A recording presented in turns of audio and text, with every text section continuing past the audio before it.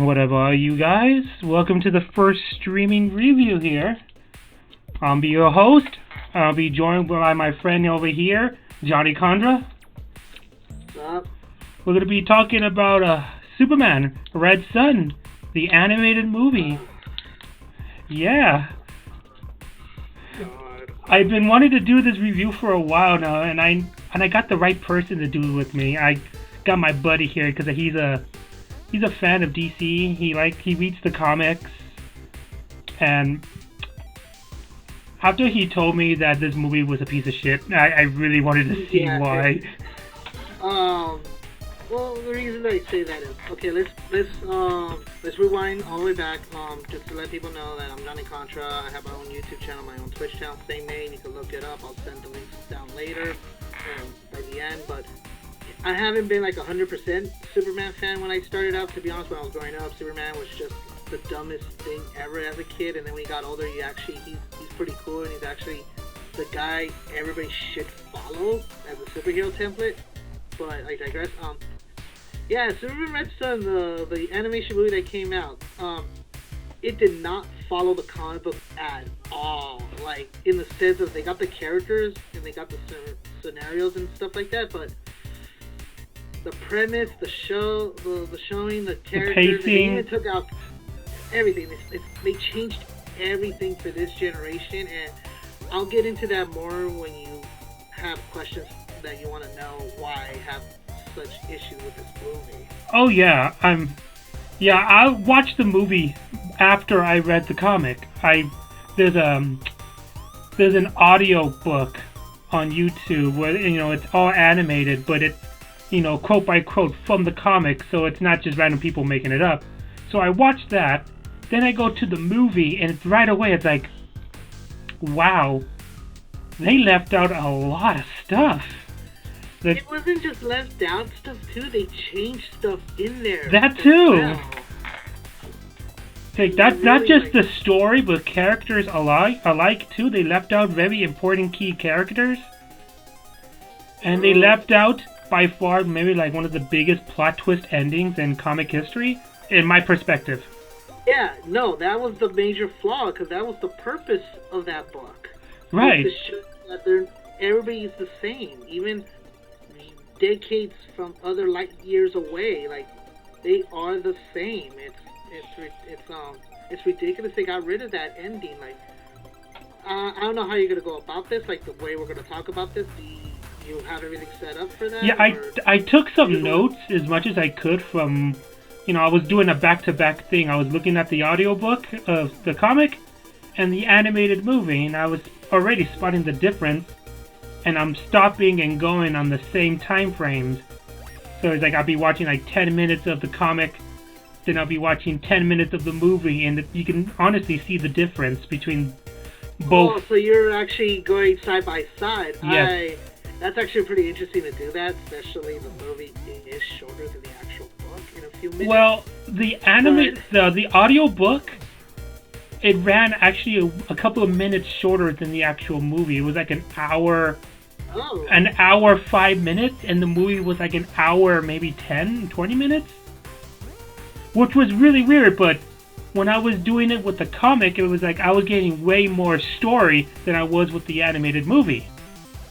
Yeah. There's a lot of stuff they left out a lot of stuff, and it feels like there's just a big gap between everything. So I took It was more than just a big gap. It was like there are key characters that were important to the story. There were key parts of. They changed some of the characters that messed them up completely. They lost the reason why certain characters in the movie didn't do what they were supposed to do in the comic, and the comic had more examples by versions of that. Oh yeah. Again, I took some notes, and the difference between like my notes for the movie and the comic, I have like at least 7 difference between in the comic, and then like 8 different things from the movie. I mean, I would have had more if I continued, but it got late. But hopefully you can fill in. Yeah. You can fill in all the stuff I didn't get to do. Oh, I ended up watching it. Okay, so to let everybody know, I was watching it when it came out, and the first 30 minutes, I just threw my headphones on the floor because I was watching it from my laptop, so I want to bother everybody. And I was like, fuck this shit. Like, they fucked up in the first 30 minutes, and how can you fuck up in the first 30 minutes of a classic? Like, I know, right? You have to do just copy and paste from the book, just add a little bit more detail, or maybe take a few. Perfect example of that scenario is if you watch All-Star Superman and read All-Star Superman, the animated cartoon one, they took out 3 stories. In the comic book, the 3 stories were Superman meeting with his father for the last time because Pa Kid has a heart attack while he's visiting. Uh-huh. Well, save Smallville from a giant tornado that was about to destroy everything. The second story was him with Bizarro World, trying to, say goodbye to Bizarro and all that and have fun with him for the last time. And the other story they took out was, Jimmy Olsen becomes Doomsday, and to show that Superman had the red kryptonite, and if people don't know what the red kryptonite does to Superman, it makes him evil. Wow, it turns him into a bad guy. So they got rid of those 3 stories from the book to the animation, and it's great. It works still because the Jimmy Olsen and the Bizarro thing, you could let that go. The Pa Kid was kind of hard to cut out, but I could see why. And it's great the way they summarized it was like Superman visits Pa Kid's grave to say goodbye, and like, okay, that's the best way to sum that story up. It's just one little scene, and that has a direct punch. So the Superman Red Sun, they didn't just took out stories. They took out characters that were crucial in the book. Damn. Like perfect. Yeah. So how you want to start this? You want to go through each character? Okay.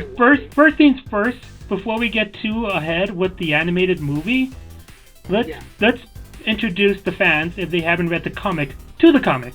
So the comic is named, after the movie, or the movie was named after the comic. Superman Red Sun. Yeah. It was a 3-book issue series, and it was released in 2003, created by Mark Miller, who's done like countless other comics from DC. Oh yeah, he's done some work. He's done some. I'm not very familiar with his work, to be honest, because I've never really followed comic book artists. I only like for me, when it comes to comic books, I'm not a hardcore comic book reader. I'm not a hardcore comic book fan. If the story's good, it's good. I'll read it because of the story, not because who's tied into it and who the characters are using and etc. It's just, if it's a good story, it's a good fucking story. It's just fucking good. Also in the comics, just right now. I'm more into like Watchmen and Swamp Thing and all that stuff when it comes to comic books and the yeah. And stuff like that. Yeah. Also, he also did Kick-Ass too. He wrote Kick-Ass. Yeah. Mark Miller. Yeah. So yeah. The first book was good. I never really liked the second book. Like Kick-Ass, it's like, I didn't need to continue off. We already know that there's going to be other heroes and things running around after Kick-Ass. Yeah. So Superman Red Sun in the comic book, it's basically like the What If comic books. It's like, what if Superman landed in Russia, not in the United States? So that's what the whole book was about. Well, sort of. It's if it took place in Russia during the Cold Wars. Not really Cold War. It was more of the can we trust Russia at this point during the I believe. I believe it was the 30s, like the 1930s. So yeah. During the 1930s. So you got Superman. He wears black and red, obviously, because it's Russian. Russia representing that red ass and everything. Yeah, and representing the iron sickle and hammer. So he gets introduced in the comic. It starts out with him doing his own narrating about like how people are kind of afraid of him because, you got this super being that came from space with all these powers, but he's on the enemy side, and the United States are afraid of that. I mean, of course, as people, we get afraid of stuff we don't understand. So yeah, Superman towards the book, he wants to make peace with the world, but then, corruption happens after a while, and it's like he slowly becomes like a dictator after a while. Or maybe I'm getting confused between the movie again. No. You're right. He becomes a dictator over time, but it's the way he goes about it. Like in the comic book, he went about it that it was slowly getting to that shit. He did have the right idea. You know, everybody should be free. Everybody should have everything. You know, he had good intentions, and then when certain events happened in the book that made him basically the greatest line of all in the book. I'm glad they used it in the movie, but they used it in a stupid way though. You want everybody to be in a glass bottle. You want to protect the world like that. Like you feel like we can't make our own decisions. You got to hold our hand. Yeah. And that was the whole point of Red Sun was, you know, he wants to protect everybody by holding their hand. And it's like, no, you gotta let us fall. Even how fucked up we are, we gotta let us fall. Yeah. Face. In the movie, they kind of did it that way, but it's still lost the message because all I have to say is, in the comic books, it goes into left field from the movie when Superman does one action from the movie that does not work at all in the book, and the animated cartoon just changed everything for no reason, and they made certain people evil for no reason. Yeah. They weren't like that in the book. Like, can I get to the certain thing I'm talking about? What Superman did that Superman never does in any. Proceed. Go on and tell. Okay. Superman kills Stalin because he didn't like Stalin the way he was running the underground goulash. Exactly. And I'm like, one, in the book there was no underground goulash. No. Two, Stalin wasn't an asshole in the book. He still wanted what's right for people. But of course he still believed in the communist way, but he wasn't like evil. He treated Superman like a son, and he treated Superman as his son than he did to his own son. Yeah. And let's get to that. That's the important key right there. That is a major key they also left out in the animated movie. So, let's talk about the forgotten son in the cartoon that was important in the books was Dimitri. Without fucking Dimitri, there'll be no Superman Red Sun, because Dimitri was the Lex Luthor in that book. He was telling Superman, whatever you do in public face, you know, being the good guy, showing the Communist Party, they can work together and all that. I was working in the shadows, cleaning up the messes of my father. You know, doing the shadow work to make the gears run. And they got rid of that. That was the important part of Red Sun, because without Dimitri, that's basically Lex Luthor, you cannot have Lex Luthor, you cannot have Superman. And yes, there is Lex Luthor in this, but the context of Lex Luthor is fucking different in Red Sun. Oh, yeah. Because Lex Luthor is still the smart asshole that he is, but he's doing it for the pursuit of the American way. So he is kind of the good guy in a weird sense, but he still feels like Superman shouldn't be the way he is. He shouldn't run things either. But it gives a different mentality that it's like, you know, he's the U.S. He's doing it for the U.S. of A. Even though, let's be honest, he's still doing it for his own greed. But later on, it works out for the better end for both himself and the USA. Speaking of the forgotten son, another major key with him is because of him, we got Batman. He was the reason why Batman became what he was, but in the animated movie, they completely changed his origin. Batman's origin? Well, it was more or less still tied into the comic, but it's just the setup was different. Instead of like Dimitri shooting the parents and then shooting Bruce in the shoulder as a kid, instead they're just like, oh, let's just shove Bruce in the fucking gulag and let his parents die from starvation and overwork. And like, still the same premise, still the same thing, you know, in the shadows, but it's like, I'm sorry, it's just, you needed fucking Dimitri. Dimitri was the biggest fucking piece in the book. How can you write a story without that? I think the only confusion with the whole Batman introduction thing was, in the animated movie, because Superman didn't hear them, you know, call for their help, that's why he hates Superman. But it's like, in the comic, it's like, shouldn't Batman hate Dimitri more than Superman? Or is it he just hates Superman more, it's because, you know, what Superman's trying to do, and it just pisses him off? It was more like Dimitri needed Batman because, and Batman knows he's the guy who caused him to be Batman, but the thing is, seeing Superman, what he's doing lately, like, you know, writing things like very super heavy-handed, no freedom and shit. You know, like, for you to have freedom, you have to obey. And it's like, that's bullshit. That's what Batman says. And the idea was, I'll go after Superman first because he's the bigger threat right now, but as soon as I'm done with him, he was going to go after Dimitri. He even said it to Dimitri, like, if you start running shit, I am going to go after you too, because, you know, revenge. Oh, yeah. Bullshit. So that was the idea with what Batman was like. Batman was like, it's not living in the free world if someone is dictating it. It should be 100% free like the United States. yeah, we have democracy and shit, but it doesn't work right. But at least we're free. But with Superman, it's like he wants to keep everybody in a glass bottle, and Batman doesn't agree on that. Oh yeah. That's why Batman did what he did. And speaking of Batman, him fucking killing people? Really? I know. That's like a total twist on Batman's character, because we all know how Batman is, and, you know, growing up, he never kills anyone. But in this version of Batman and Red Sun, he's like... In the cartoon, let's just be clear. In the cartoon, he blew up a building full of people. Women and children included. Yeah. No fucks given. Yeah, in the comic, he never did that. He gave him a chance to escape first. As soon as everybody was out of the building, then he blew up the building.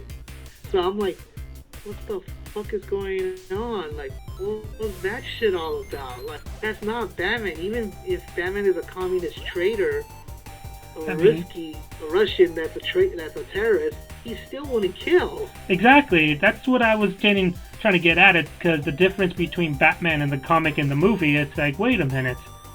I mean, yeah, he'll kill, but not like that. That was hardcore of the animated version of Batman. And then, you know, going a little more further down, when he kills himself. That was kind of part of it. That was like, I like that still. Like, I'm glad they kept that. Yeah. But still, it's just the way the outcome of that kill yourself thing was like.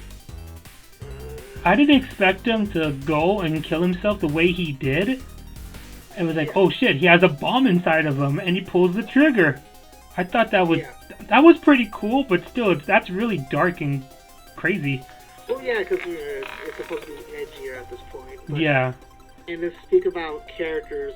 Let's talk about Wonder Woman and how they fucking changed her. Not a lot, but it's just the dynamic of it is so stupid now. Like, okay, so I want to put a disclaimer because I don't want people to think the wrong idea about what I say next when it comes to Wonder Woman and Jimmy Olsen. Mm-hmm. You don't need to change. Disclaimer: I'm not sexist. I'm not against, you know, the LGBT. He's just making a point about a fictional character. Making a point about a fictional character that you shouldn't have. And to be fair, when it comes to the LGBT community, I am gay, but I don't relate to myself to the community. So let's get that disclaimer out of the way. I don't want to alienate your fans and all that. I just want them to understand that first. No problem. So with Wonder Woman, oh my God, they made her into a lesbian. Pretty much. No, completely much, dude. In the cartoon, she's a lesbian in the sense of, like, they were saying, like, they changed the dialogue completely, because in the original dialogue, I like the comic book version when he becomes friends with Superman, because they weren't gonna go boyfriend and girlfriend at all, of course not. But Wonder Woman respected Superman enough that instead of throughout the years in comic books, it's always been Batman and Superman were best friends. But in this universe, it's Wonder Woman and Superman were best friends because they respected their ideologies. But in the comic book, the way it's like, no, let's not make this. Let's dumb it down to people. Like, it's not like they're best friends because they agree on the same political issues and the topics and all that. No, let's dumb it down to the point that she's a lesbian, so there's no chance that Superman has to make moves on her anymore. Oh yeah. Let's just be best friends. That's it. And I'm like, why? You could still have a best friend that's straight and that's a girl. Like, I seen that shit all the time. It's happened. In fact, they changed the dialogue completely.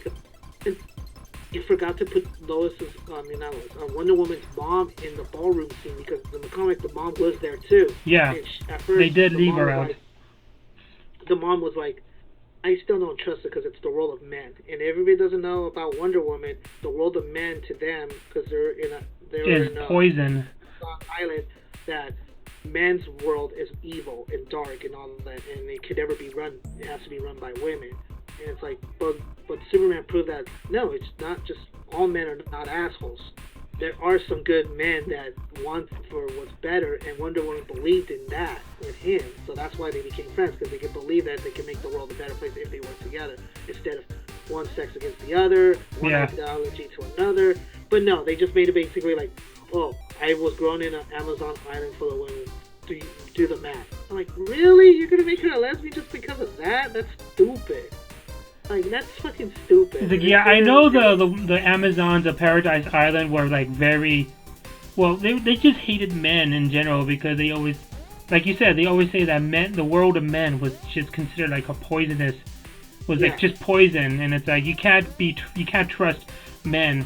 They're liars. They're cheaters. They're turning their back on you. And the point of the Wonder Woman comic before was Wonder Woman escapes from that island to show, like, you know, maybe all men are not assholes. That was the point of Wonder Woman. Yeah. They kept that little piece of old school Wonder Woman background of her in the Red Sun, but now in the cartoon version, it's like, I'll get rid of that. I'm like, why the fuck did you do that shit? You just ruined the other arc of it. I have no idea why they would do that. It really takes away the whole purpose. Well, because the thing is, because now in this day and age, like, you're not part of the comic book business, and I'm kind of glad you're not, because it's a fucking shit show. It is, trust me. So, this day and age, everything has to be that style. Like, everybody has to relate to the whole LGBT community, the rights and all of everybody. And it's like they're trying to get into the crowd of that. Like, and it's like, and this brings up the other part. Disclaimer: I have nothing against this, but it doesn't work at all, especially during that time frame. Because remember, keep in mind, this was Russia and America going at it in 1930. Mm-hmm. So that said, when they brought in Jimmy Olsen in the mix, it was Jimmy Olsen in the cartoon movie one. He's an African American FBI agent, and I'm like 1930s. That would never fly. No. Because, let's be honest, America was fucking racist back in the 1930s. Oh yeah. They would not let anybody in a different race to move up the ranks, and especially when it comes to government jobs, they will not make them go up the ranks that fast. Oh no. That kind of made me raise an eyebrow, and I'm not racist or anything like that. I'm just speaking out of truth. That just doesn't make sense in that kind of time period. It doesn't. It's like, why? And then that actually sets up the ending of the cartoon movie that makes no sense either. Yeah. So, Jimmy Olsen as an African American FBI agent. I'm like, doesn't fucking work. It's 1930s. It doesn't work. That's the that's the decade of racism when slaves were still a thing. Well, not slaves. Like, it was more like the sense of, like, you know, segregation was still a thing. Oh, okay. I'm getting my history mixed up a little. Yeah, you're going too far. You're mixing now. Yeah, it was segregation during that.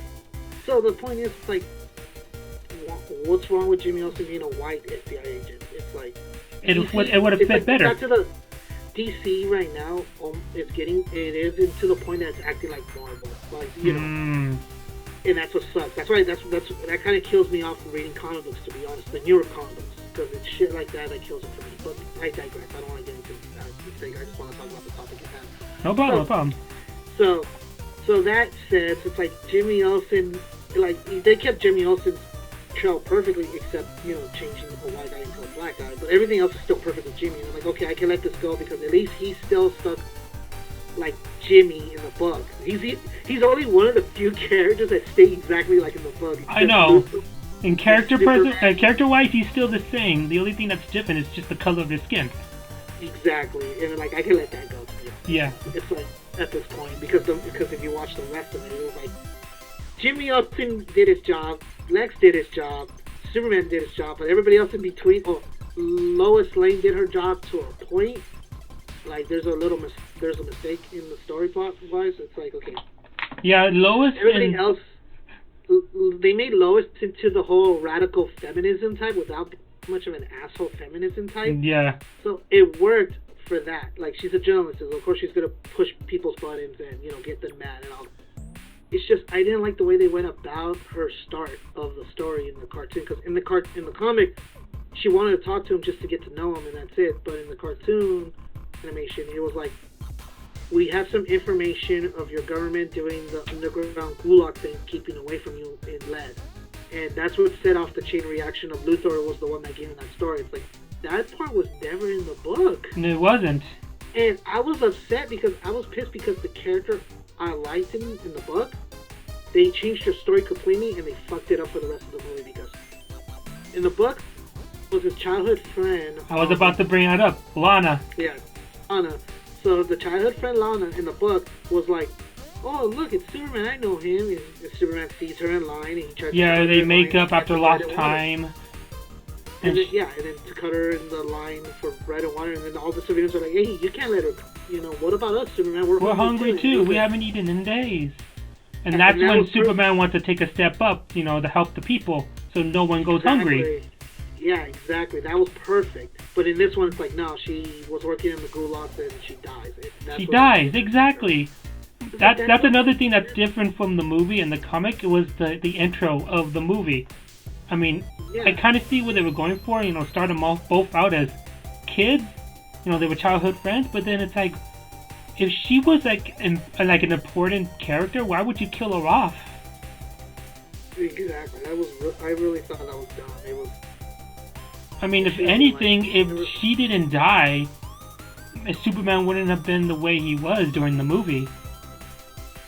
Yeah, but it's just the whole story was so fucking confungled everywhere, all over the place in the cartoon anime, and then the ending really fucking pissed me off. Oh, that ending. Okay, we'll save the ending for last though, but we'll get to it eventually. So go ahead and ask me what you want to ask me, because I have a shit ton of things to say. Okay, I just want to talk about maybe one more character before we continue on. Let's talk about Lex Luthor. Oh yeah, the brains of the operation. I don't like how they did him kind of right in the cartoon, but yet he wasn't like. It's like they took some key parts of the story and they fucked up. Like, let's go with the very beginning. Remember when he made his Superman? Mm-hmm. Technically, that's Ultraman. If no one knows who Ultraman is in the comic books, in DC comic books, he's like a mobster Superman in the Earth Dimension something. I forgot the name. Earth Dimension 3. Funny fact, how I know this is because he's a main villain in this video game I actually been playing, which I will show right here. DC Lego Villains. Yeah. So, because they actually did a cartoon too. You might want to watch it. They got it right. Yeah. So yeah, Ultraman's basically the evil version of Superman. They're part of the thing. Yeah, he's evil and all that, but the thing is, he runs his Justice League like a mob family thing, like trees, there's fathers, the crime syndicate. Crime syndicate. It's basically if you put not Tony Montana. I want to say like, if you watch Godfather and you give everybody a superpowers instead. That's basically it. Yeah, that's another character I wanted to talk about too. Was Superior Man, aka Bizarro. The introduction between Bizarro or Superior Man, between the comic and the movie, they made him human to start with, but in the comic he's already a deformed, disfigured creature. Which, that made more sense, but then, in the movie, he started changing into his monstrositous form after too much power. Then eventually he dies, by power overload, but in the comic, he dies because he has a change of heart and he saves the people from a falling plane. There's a reason why in the comic book they did that story for Bizarro, aka U.S. Superman. Because the idea that Bizarro and Superman were going at it, fist fighting for throughout the whole world, is because when there was a disaster happening and Bizarro knew that I gotta save these people. It's not just because of a change of heart. It's supposed to show that even how Superman is, like, ideals and beliefs of him, like, if Superman was a commie or Superman was an American patriot, it doesn't matter. In the end of the day, he's always gonna do the right fucking thing, no matter what race, nationality, sex, or whatever. You're always gonna do the right thing to the end. And that was the idea of that story arc, was Bizarro did the right thing in the end because Superman would do the right thing in the end. Exactly. And that's why I like that ending when Superman was like, it was confusing. I don't understand why he did it, but later on he realized he did the right thing, and I would do eventually that too. Yeah. It was basically foresight of what Superman could do later on. It was a foresight. They didn't go that road though in the movie though. No, they did it. They fucking did a stupid fucking. Mind you, term now when you see two buff guys going at it called slapping meat. That's what it is. Two guys slapping meat. Slapping meat. It was just two dumbass jocks fighting each other to see who's stronger, and Lex is just like, Give him more energy. Give him more energy. Like, and then you have Superior Man just yelling out every time, "For America! This is the U.S. way!" Like, can you make him any more patriot? It's like, I get what they're trying to do in that story. I was showing that America is always going to be right, even how that was the message in that story fight. Yeah. But it's like, I'd rather have the one in the comic book because it shows that it doesn't matter, like I said, it doesn't matter your religion, your beliefs, your views, of political views, sex, all that. It doesn't matter. At the end of the day, you're going to do the... That was the part I loved the most in that movie. Was, yeah, you're going to do the right thing no matter what. No matter who you are or what you are. But in this one, it was just two guys meat-slapping each other to see who's stronger. And then eventually, Bizarro dies. He melts. He just becomes a liquid puddle. Oh, yeah. Yeah, that was really different, and I was like, I don't like it. It's just a typical... Yeah, exactly. It's like, and I feel bad when people watch this. What the fuck did I just read? And they're gonna think the book is shit. It's like, no, you should do the other way around. Read the book and watch the shitty movie. Yeah. You can say shit about the shitty movie. Like, yeah, and here's the funny part. I love this. This is the salt on the wound for the animation studio. This movie fucking killed them. This killed the animation studio. The movie? This movie killed them. Like, it was bad timing when it released because of the whole, we're quarantine and shit, but it died because people who read the comic first fucking finally said shit about it, and no one really watched it. And damn. This totally, almost, like, I heard it killed the animation department of DC, but I don't think so because Harley Quinn Season 2 is out, so there might be some hope left, but it's because of this really fucking... Basically, they lost a lot of money for not selling. Yeah, I think it was considered maybe like the biggest flop so far. It is. It's like, because... all I have to say... Oh, go ahead. No, go on first, because you make more points than I do. Okay, so like I said, it's like, all they had to do was copy and paste from the comic. If you have to shorten it, shorten it. If you have to make it longer, longer. I did like there is some parts I did like, was kind of different, and it was a lot better. I did like the Green Lantern fight. Oh yes, the Green Lantern fight was pretty good. That one was better than the comic. Yeah. Everybody else had like power suits with the power. Yeah. And how Jordan was the only one that had the ring. No. Let's give everybody the ring, and let's throw in all the other all the U.S. lanterns in. I love the fact that it was Hal Jordan. Guy Gardner was in the mix. He was in. Was it John Stewart? John was in it, and it was like. They threw in the best 3 ones in there, and I love how Guy Gardner was like, he's too powerful, man, I'm fucking scared. Like, hold it together, soldier. Slap him out. Yeah, the fight scene with the lanterns was really good. I give at least one prop. A good thing about the animated movie was the lantern fight with Superman. The lantern fight was good. The Superman fight was good. Like, even though it was stupid, like I said, I missed Dimitri. Dimitri is the important key of the whole fucking book, and having Dimitri doesn't work, to be honest. Yeah, you gotta have like the main thing that puts everything together. You can't leave that out and it's just an empty void. No, you can't. It's fucking ridiculous. It's fucking stupid. And it's like, he's the Lex Luthor, because not just in the sense of like, everybody expects like Lex Luthor to be this powerful brainy guy, and it's like, no, the reason Lex Luthor is around Superman is because to show that Lex hates Superman, not because Superman is Superman. He hates him because he's holding the world back. Yeah. And Dimitri was kind of that, but not because holding the world back. He's in his way. He's like, my father loved you more because you're Superman, but I hate you more is because you're this and this and that, and I can't be that. I have to be the guy who's in the shadows, who has to do the dirty work, and you get to fly around and be the face of Russia. And that's bullshit. Yeah. That's what I liked about the dynamic of them. It's like, you got the real Russian communism right there, Dimitri, what it takes to get the ball rolling. But you have Superman being the face of the world, in a sense, for Russia's PR imagery. And it's like, Superman gets the easier job between the two. Yeah, okay. That's why I like Dimitri. It's like, Dimitri is the real man who works behind Russia. Oh yeah. He's never gonna get his dues. And it's even fucked up. Like, yeah, he is an asshole criminal in the end. He is technically the bad guy. He's evil, but it's like, well, you gotta understand. all the shit that happened back when Stalin was alive is because of that. Oh yeah. So yeah. So I'm not sure if they did this with the comic. I can't quite remember. But the whole brainwashing thing that Superman does to certain people. That is in the comic. Okay. I have the comic right here. Nice. So that starts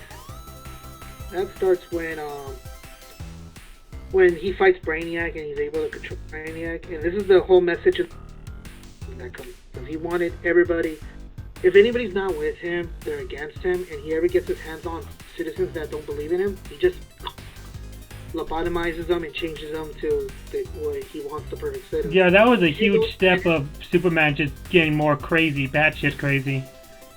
Not really batshit crazy, more like, this is the best way I could control someone without putting them in jail or execution. You know? Yeah. That's how he saw it. Like, it's like, what do you want? You want me to put him in jail? You want me to kill him and execute him like Stalin and the rest of them did? At least with this, at least they could become working citizens. Yeah. That's how he saw it. And I'm glad they kept that part in the cartoon in the end. Like, he explains it, and they explained it well. It's like, okay, cool. Well, they kept that part why he puts those things on their head. Yeah. But still, like the movie, like, it's really bad for me in a sense. It's like they only got like one or two few things right in the message, but the rest is like you lost the whole point of the book was about. Like, yeah. Arc-wise, like the first arc was basically him doing the right thing, doing what's right for the people and all that. That was the first arc. The second arc was like, well, I gotta control everybody, I gotta fix this and that, and do better. It's the second arc. The third arc was basically, I've been holding people's hands and I've been wanting them to be a glass jar and not let them do anything, and realizing I shouldn't do that. Even I am the powerful, strongest man in the world, I shouldn't do that. And that's what the whole books were about, those three arcs. And they fucked up, basically, they fucked up 2 out of 3. Because in the end, they got it right. It's like, oh, they got the arc right. Yeah. You can't have people in the glass jar. But the first 2 arcs were the important arcs, and you fucked those up really bad. So let's talk about another fight scene in the movie between the comic and the movie. Let's talk about Superman versus Batman. That fight scene was pretty cool. Like, I like the idea. It stayed to the comic book, He used the red solar panels to fight him. Yeah. He trapped Wonder Woman. Trapped her with her own lasso of truth. Because a lot of people don't remember that in the comic book lore of Wonder Woman, her only weakness is to use her own lasso on her. Mm-hmm. That's her real weakness. A lot of people forgot about it. So I like the fact they brought that back, and it works, and it's great. And I like the fact he was using her as a hostage, and Superman had no choice to save her. Mm-hmm. So we're in toe-to-toe, like, man versus, at this point, man, because Superman doesn't have his powers because of the red solar panels. Yeah, it just goes to show that Superman really isn't much without his powers. Yeah. And Batman wrecks the shit out of him. Yeah, but Superman was able to fight back, if you read the book. Like, he makes a fair fight. Yeah, but the only difference is in the animated movie, Superman didn't get a chance to throw that punch. It was all Batman in the movie. Yeah, that was kind of dumb, but I did like the fact it showed Wonder Woman. I hate to admit this, I like the fact that because it works. Well, repeat that again. You kind of broke up on me. Oh, I was saying that Superman. I like the fact that Wonder Woman saves the day in that scene because it works. It makes it the only non-alien powered by the sun hero to save the day. But there was a price to that, though. Yeah. She had to break her lasso, and break her lasso, and it made her old. And I'm glad that I kept that from the books to that. Not gonna lie though, I kind of like Wonder Woman with white hair. It works for some reason. It works because it shows her that she's white. Because the thing that made no sense, I didn't like it either, is when Wonder Woman shows up out of nowhere, and she shows up out of nowhere and says, "Okay, you have the last chance to work with the United States." Are you talking about during the Lantern fight when she just comes out of nowhere? I didn't like that. I liked the fact, like, after that, I liked in the comic book version was like after that shit went down, she just left. Like, fuck this, fuck this shit, I'm out. You're on your own. Yeah. But in the movie, she has to show up. Let's be honest. This is for this demographic. Yeah. A woman has to show up. It sucks that I have to say it like that, and of course everybody's gonna fucking think I'm sexist shit. Which he's not. He is not sexist. I'm gonna take a page out of a wrestler said. People can think whatever they want to think of me. I already know. Yeah. So in that sense, it takes a woman to stop a war, basically. Mm-hmm. It says, "Hey, get your shit together, or we're done." And I'm like, why did you fucking put that scene in? I hate that shit. It's like, it's stupid. They should have had that exactly like in the book. Like, she's done after that Batman fiasco. Yeah. That would be a perfect time to leave, because it's like, she saw Batman blew himself up for freedom. Superman was like, oh, fuck. And she's like, I'm you done. know what, Clark? I'm done. You can deal with this Russian communist shit against the U.S. And it's like, that should have stayed. Yeah, and in the movie, it's like, mother was right. Men. And then she takes off.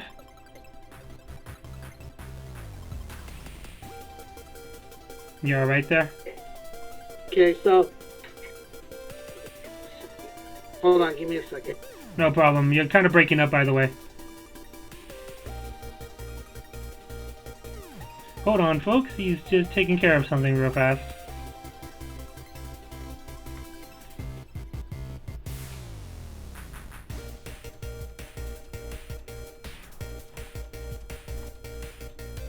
Oh yeah, so in the meantime, I'm just going to read some of these comments. Yeah, I understand that Warner Brothers Animation is still there, but yeah, I'm pretty sure the movie did do a lot of harm. Hopefully, though, it didn't do too much damage enough so they won't end up stopping making more animated features, because I'm going to be real, I prefer their animated movies than their live-action movies. I don't know why, the live-action movies are not that great to me. Well, actually, there's a few good live-action movies. Like Wonder Woman? Shazam is... Wonder Woman and Shazam. To me, Wonder Woman is second. Don't get me wrong, I love the live... Yeah. Because one, it didn't enforce that bullshit like every Hollywood is trying to do now, and I don't sound like a fucking sexist asshole, and I'm not, and it's to keep repeating that, but that's how I am. But it's my second favorite. The first favorite from DC movies has to be Shazam, because it's basically Big, but with superpowers. Yeah. And if no one knows what the movie Big is about, it's Tom Hanks. Tom Hanks' character is a little kid, and he grows up to be an adult one day. That's basically what Shazam was, and I like it. Yeah. It's a great kid movie. Wonder Woman is too, because they didn't add the whole woman in power bullshit story arc. It's just woman meets a man, they found out the world is in trouble, and they went off and worked together, and they did it. And it's like, oh cool, that's great. That's and perfect. in the movie, too, she didn't really hesitate to actually help man out. She didn't question it. Yeah. Oh yeah, and another one, too, Aquaman. Aquaman was great. I love Aquaman because, not because of the story, like the story is decent, like it's a decent story. It's basically, he has to save his kingdom and all that.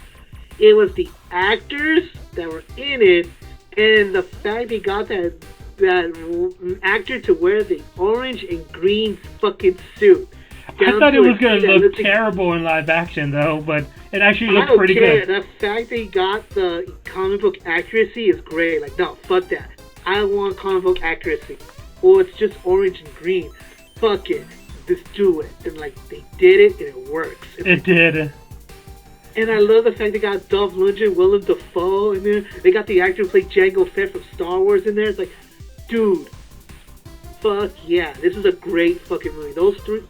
Like, this is what I call the new Trinity. And the Trinity in comic books, when it comes to DC, is basically...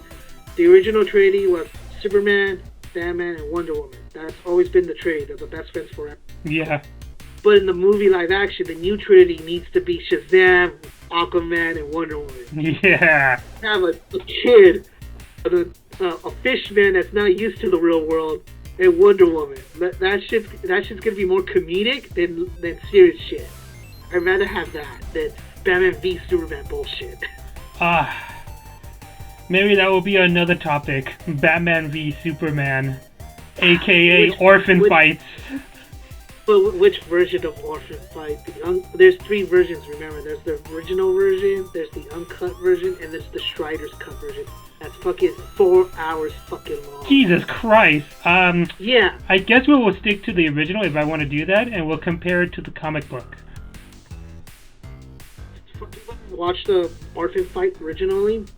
I suggest buy this anime cartoon. I have it right here. You guys will go through his library. Oh, there it is. It's on top. Good. Right there. So, to see the origins of Fight, you have to read the comic book. It's by Frank Miller, the guy who did Sin City. Did this movie. Well, he made the comic of this movie. Yeah. So, the original comic book is called The Dark Knight Returns. It actually takes place during the 80s, but it takes place as Dick Grayson leaves. Batman and all the superheroes have to retire, so there's no superheroes running around except for Superman. But Superman's a political puppet for fucking Ronald Reagan's acts. So if you don't want to read the book is actually really good. It's great. But if you want to shortcut it, and it's great, it's a great movie adaptation to it too. Especially if you buy the 2-part version, because they put both parts in one movie and it's a 3-hour movie. Great. Oh, you nice. should totally buy the Dark Knight Returns Deluxe Edition. Oh, nice. Great. And it has that in the last part at the end of in that movie. It's basically the orphan fight, and that's what leads orphan fights. I just love that term, orphan fights. I just hate the fact how they became friends. It's like the dumbest reason how they became friends was like your mom has the same name as my mom. Are you for real, son? Yes. For real. I guess that's the only way for them to make up. Okay, so getting back to topic, let's talk more about the difference between Red Sun. Okay. Let's see now. We talked about how, we basically talked about a lot already, but there's still more to talk about. Well, there's still more. Like I can keep talking about. You want to go through each character breakdown if you want? Let's talk about one more fight scene, I guess. Let's talk about how Superman and Brainiac came to be. The difference between the comic and the movie. Well, that's the weird part. It's exactly the same way. Like they didn't really change much of that. But that one stayed the same. Like, yeah, except I think the only kind of difference between that is like when Lex and Superman teamed up to face Brainiac towards the end. Yeah, that was the. Because in the end, it was like Superman and Brainiac were teamed up against the U.S., but the U.S. brought in not just the Lanterns, but they also brought in all of Superman's villains from the 90s, and like they had Doomsday in their pocket. They had Doomsday. They had Parasite. They had all them, and he just beats them like nothing. Right. And he also had the Amazonians too.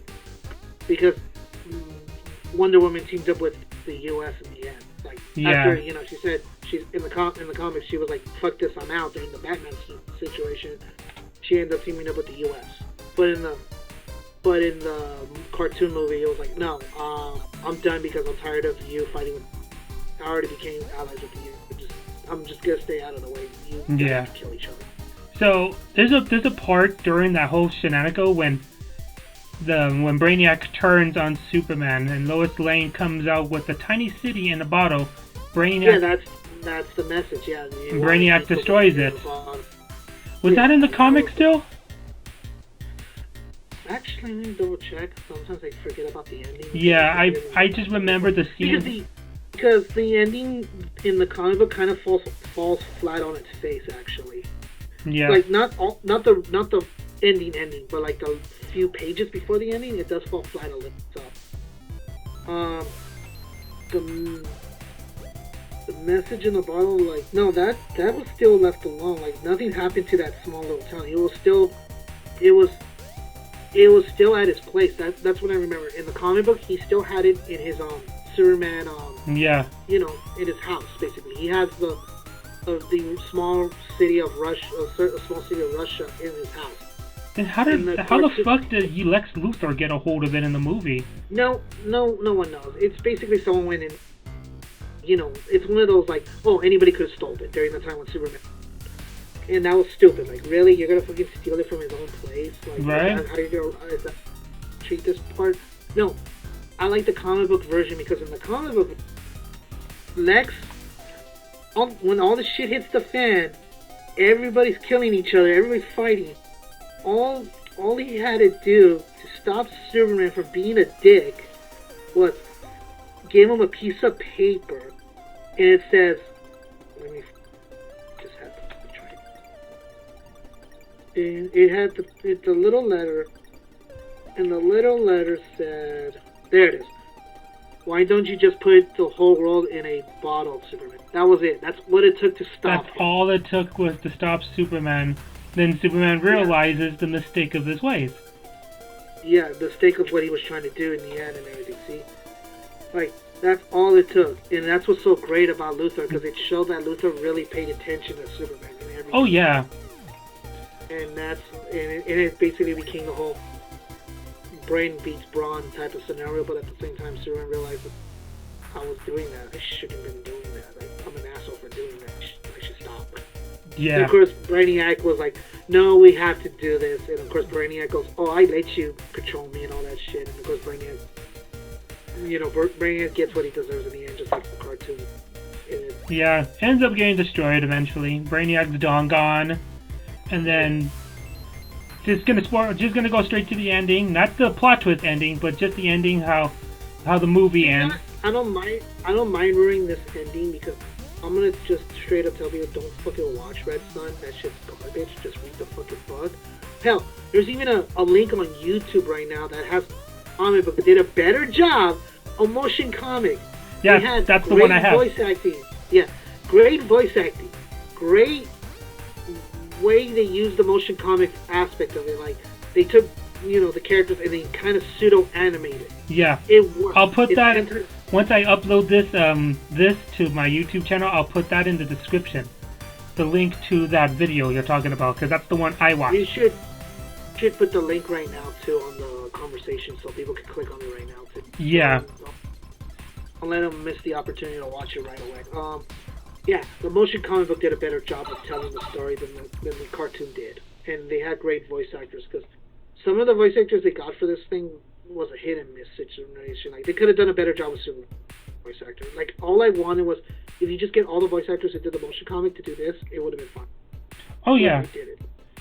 Okay, so in the movie ending, Brainiac's ship's about to explode, and it's gonna be like this massive explode that could destroy like half the world because it's so big. No, it was half the galaxy. Jesus Christ. Half the galaxy. Yeah. So Superman takes it as far away as possible, and it explodes. So he's presumed dead. Luthor eventually, becomes president, and he lives on his career, makes the world a better place, and then his children have children. One term, by the way, let's keep that in mind. All in one term, only 2 years. It took him 2 years to do everything. That's the funny part. Yeah, 2 years. That's how smart this motherfucker was. Lex becomes president, and then he retires when his term is done. He gives it. Who did he give his role to? I forgot. Jimmy Olsen, but in the cartoon it's an African American Jimmy. Keep that in mind, so they could do the whole Obama bullshit thing. And I digress. I'm not fucking racist. I think someone's gonna make clips of me saying that multiple times. I'm like, fuck it, okay, I don't care. But I put the link to that video down right here in the chat. So here's the thing: they took that part as the ending for the cartoon, and that sucks because if they kept on going, the better ending shows up, and the better ending was Luthor's family grows up throughout the century, realizing this Earth that we were watching Superman in is actually Krypton now. This was Krypton. Yeah, so as soon as time goes on, it just advances into Krypton.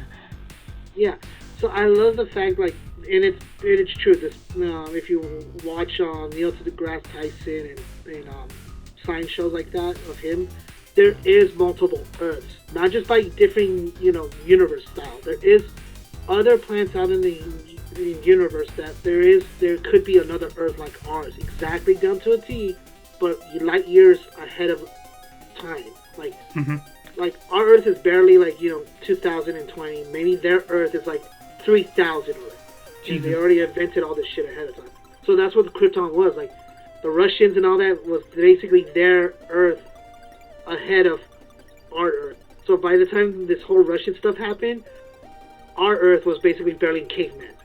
So that's what I liked in the end was like Luthor, aka Jor-El Luthor. So that's what's so funny. It's like it's literally Jor-El Luthor.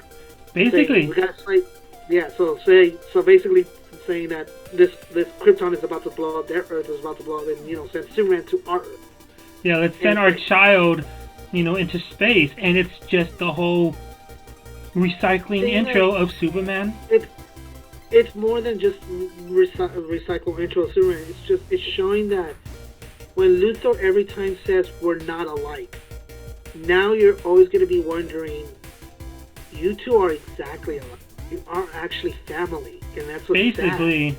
Like, it's sad because it's like Superman doesn't know that that Luthor, primitive Luthor, is distant relative. Yeah. And Luthor will never know that Superman is his future, relative. And they're like his great grandson. Well, what part of the family tree? But the point was, it's like when Luthor every time says you're not like us. That's so sad and so wrong now because it's like he is exactly like you because you're both the same blood. Pretty much. Family. Like but they're both never gonna know that because as soon as Krypton blew up, all the histories of Krypton are gone. Except Superman has them, but they're not very detailed records. No. The what if story. So it's like that's what I like about DC's Elseworld stories. That's what they're called. If a comic book in the corner says Elseworld, that means it's a what if story. It's like Marvel's version of what if. Yeah. But the point was, it's like it's a pretty cool. That ending's really cool because Superman and Luthor could have worked together, but without them knowing confirmation that they are related in some way and they are alike, it's sad to see like now you're going to be thinking that they're family and that yet they're going to fight. It's pretty messed up. Yeah, and I know eventually too in Justice League, Superman kills Luthor. But we're not going to get into that because that's going off topic. But yeah, that's the big major plot twist ending that the movie left out, which was the biggest mistake I think they ever did, because I think that's still like a really great plot twist. Yeah. Yeah, it's just a whole recycle circle of life, and it just blew my mind the first time I read it when I was watching the audiobook. My mind just went. No, the motion comic. You were watching the motion comic, and yeah, it's like that's. Yeah, and in the movie, and the ending in the movie, it was boring. It was just cut short. Yeah, it was cut short. They took out the cut short, and they just kept the whole like, the future belongs to this generation type bullshit, like a fucking stupid ass Pepsi ad. Yeah, like, all right, sure. I'm pretty sure if they did put in that plot twist ending, the movie would probably been a little decent, but I'm pretty sure it still wouldn't helped, but it still would have been a great ending for an animated movie. All they had is, like I said, the animated was copy and paste the comic. That's all they had to do was copy and paste. Yeah. You didn't have to change anything. You didn't have to fucking make it for the mail. Yeah.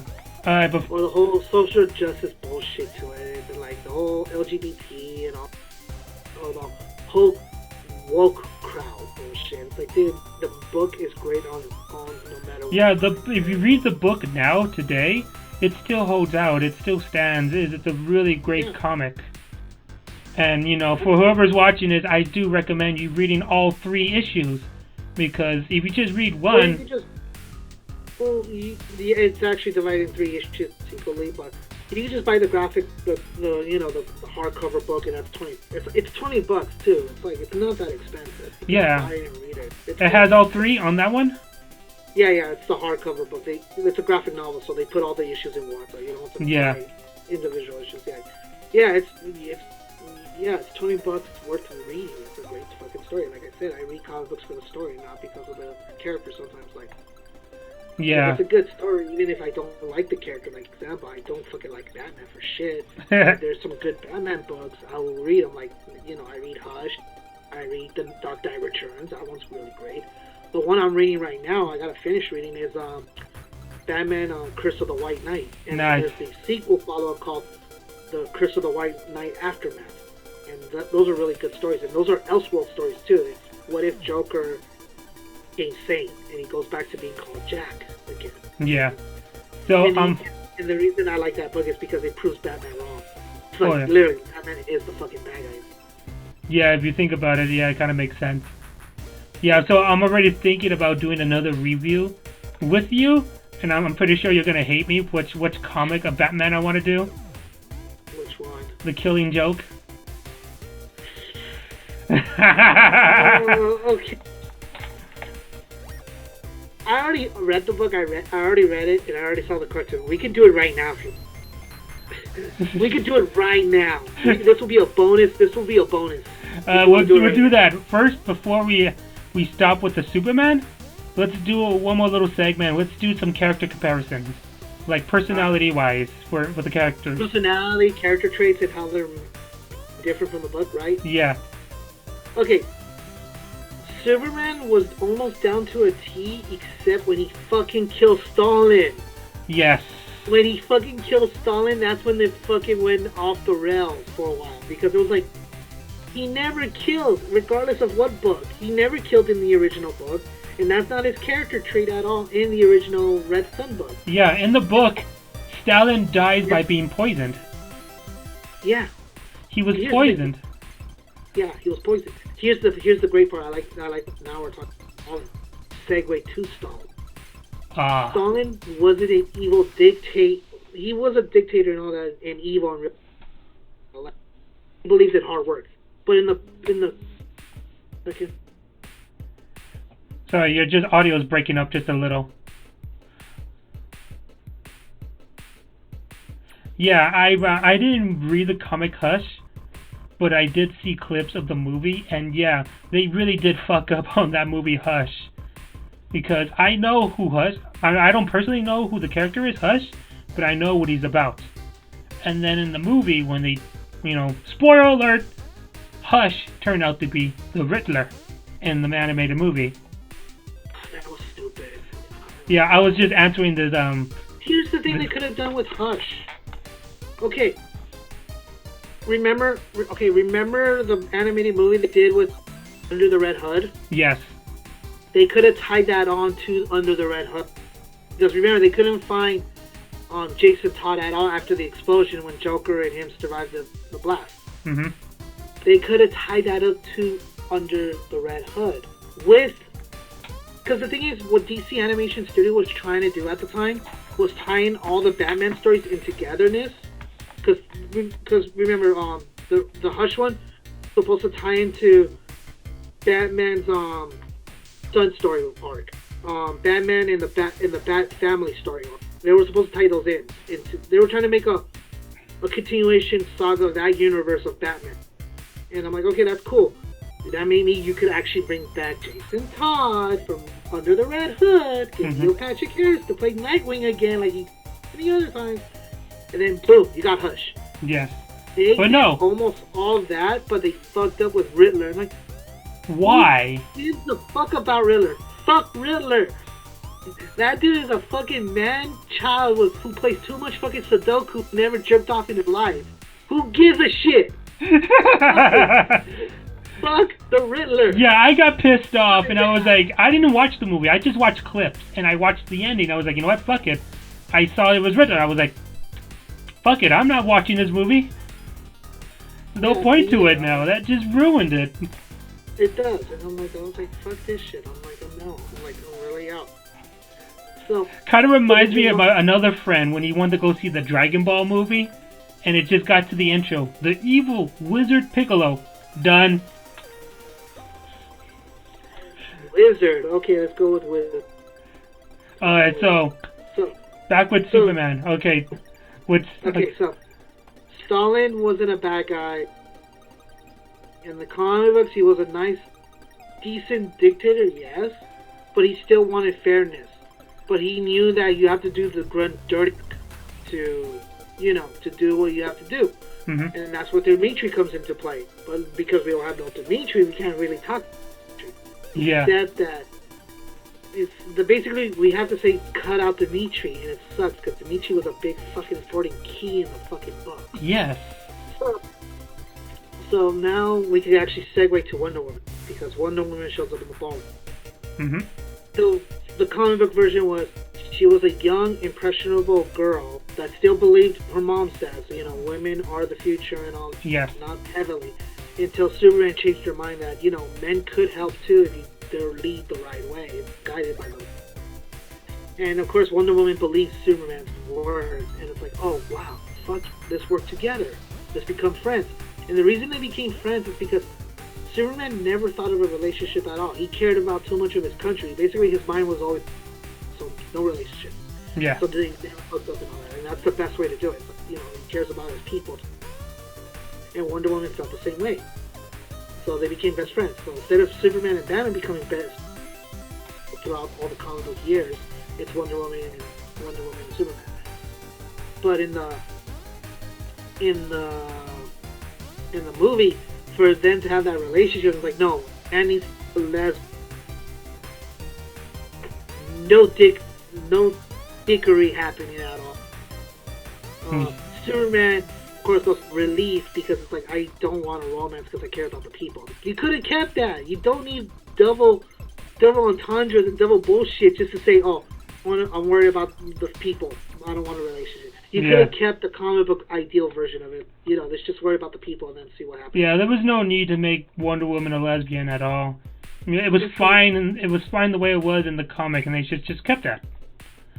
Exactly, they should have just kept it. I don't know why they had to fucking make her a lesbian. Fucking reason. Alright, let's talk about Batman now. Batman was fine, but like I said, without Dimitri, there'll be no real Batman. And it gets rid of that great point of him and Dimitri having that little conversation. Instead, they wrote it off saying that Luthor helped Batman become a terrorist, Pretty much. The whole CIA stuff. Because the CIA back in the day were giving money to terrorists to start wars at their homeland so the U.S. could, come over and take over the land. Like, for example, let's say, I have to throw that out there, and of course, I'm going to get so much shit on it, but it is true. We gave Osama bin Laden money, and he was our ally for a while to throw shit, and then later we kind of make the mistake and we have to stop him now. That was the point of Batman. Basically, the U.S. gave Batman fucking money saying, hey, terrorize fucking Superman, destroy his belief system, go crazy. That's how Batman got his wealth, actually. That's the funny part. Yeah, Batman that's how he got his wealth. Money. That he got his wealth from the U.S. Treasury. And that's hilarious. Damn. Because Luthor was not him making the money because, communism. That's why Superman, that's why Batman has all the gadgets and shit. Because Luthor gave him the money. Yeah, that makes lots of sense when you think about it too. Yeah. So that's pretty funny. I like the fact that Luthor is the richest man of the world now. Speaking of Luthor, let's talk about his character. Luthor was, to be honest, he was perfect. He was exactly the same way. The only downside was he didn't have those conversations with Superman. Because in the book, he actually did talk to Superman in the quiet, behind closed doors. Yeah. Actually played chess with the motherfucker. Mm-hmm. And here's the thing that sucked. That chessboard was actually important in the story, in the comics. And yeah, it was a little background thing, but it's supposed to show how smart Superman was and how he could beat Lex. He was the only one that beat Lex in chess, and that scared Lex. Because if he could beat me in chess, who else from another world could beat me? Exactly. That's from this world. It was the battle. Basically, it was the battle of intelligence. To see if and Superman won. Yeah, Superman won. It's not just that. It's just he saw Superman as his equal because of the chessboard. Chess is the best way to show in media. If you're a good writer, Mm-hmm. Having a board game like that to show that, he is your equal because you could beat him in his favorite board game of all time. If you could beat him in his board game, they are equals. Yeah, because if you read the comic, throughout half of the comic, you see Lex playing chess. He beats like 3 men at the same time in chess. And here's the thing I did like about the cartoon. He doesn't fight. He doesn't play Superman in chess. He doesn't play 3 people in chess. The fact he was playing chess against himself. Yes. They basically took the idea of him versus Superman in chess. Instead of him fighting Superman in chess, it's himself playing chess, and it's basically the same thing as him fighting Superman, because Superman is thinking the same way as Lex. Mm-hmm. So it's basically Lex was playing against himself throughout this whole time, during the whole Russian Cold War and all. But the idea was Lex is actually challenging himself throughout the whole time. Not just in the comics, but in the cartoon as well. Like there's no one greater than him. And Superman is better than him. And that's what really pisses off Lex Luthor, because he wants to be the smartest. Not just the smartest, it's just he's showing that you're holding people back. Because the whole origin idea of Lex is not really a bad guy, per se. The only reason people make him into a bad guy throughout the years is because he wanted something better for the human race. The human race needs to evolve within itself. But if you have someone like Superman or superheroes flying around, you're holding them back. Because everyone relies on them. Exactly. And that was the point of Lex. So that was the idea I liked about Lex in the Red Sun, was it's that, but in a 10 degree. Yes. Like further, deeper, and more intense, of course. Mm-hmm. That's a perfect way how to express Lex, too. Yeah. Alright, so let's talk about his wife, Lois. Lois Lane, a.k.a. Lois Luthor. It doesn't sound right, Lois Luthor. It really doesn't. Like, you gotta get... It does not sound right, and it makes me like, ugh. Yeah, but I did like the fact, like, they did point it out why she married to Lex. The fact that Lex is like, I'm not holding her back. She wants to be a career woman, let her be a career. She wants to be what she wants to be. She wants to do things she wants to do. Heck, she even made her into the fucking part of the office. Not just the first lady bullshit. The actual, she does shit for me too. And exactly. So, like she's just not she's not just another pretty face in the background. No, she has her rights. She gets to do men work.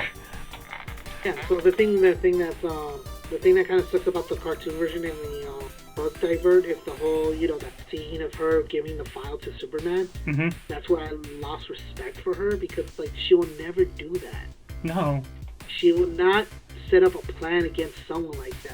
Like that totally discredits her.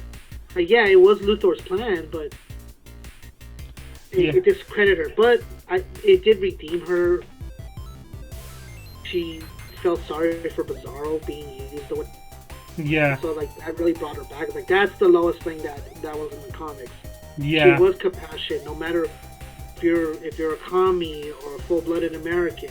She was compassionate of the fellow man, and that's what really turned it around in the movie.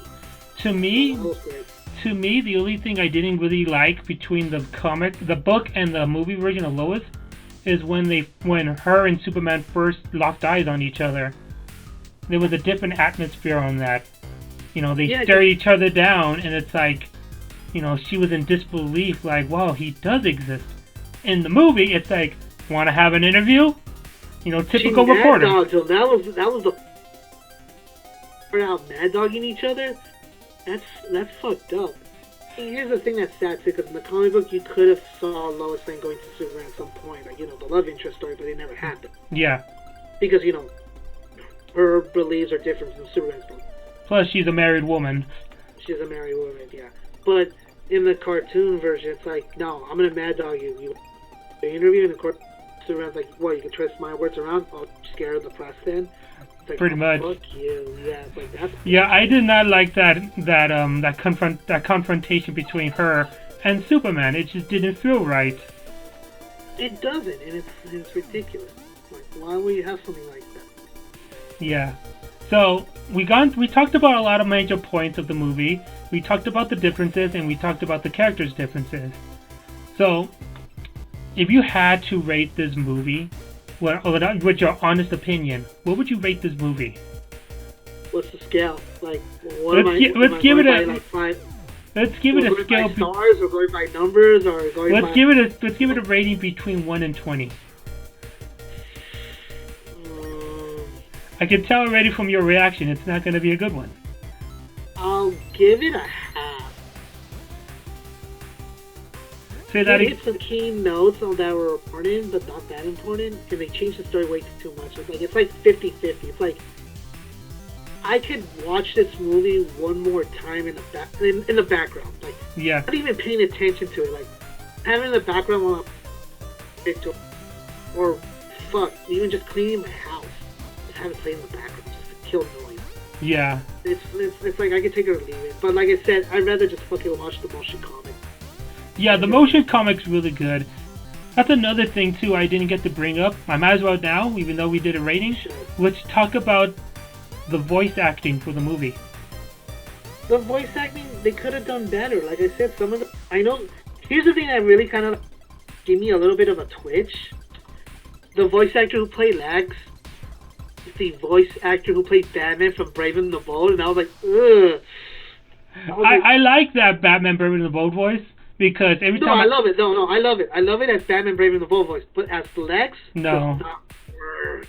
And it's funny too, because every time I hear that version of Batman Brave and the Bold, all I can think about is Hoss Delgado. Yeah, but him as Lex, it doesn't work. It doesn't fit with the character. Because all you hear is just Batman Brave and the Bold. See, here's the problem. Voice actors they got, they should have sounded like they're from the 1930s. Like, Jimmy, going over there, lad. Like, stuff like that. Mannerisms. It didn't draw me in. Like, if you saw the motion comic, the accents and the mannerisms make you felt like you were in the 1930s. Yeah. Especially when it came down to the Russian voice acting for the accent, especially in the American voices. It's like, dude, I felt like I was drawn into that shit. Like it was perfect, but no, like they didn't even try to try. Yeah. No, it's like, no. The accents for Superman wasn't great. The accents for some of the Russians were. The Americans are like, they're okay, but it doesn't give me that feel like they're talking 1930s. Like, they were like talking. They would sound like too much of like today's decade. Yeah, like the mannerisms. Like a lot of people don't understand that when it comes to voice acting and acting in general, to get drawn in the mood, it's all about mannerisms.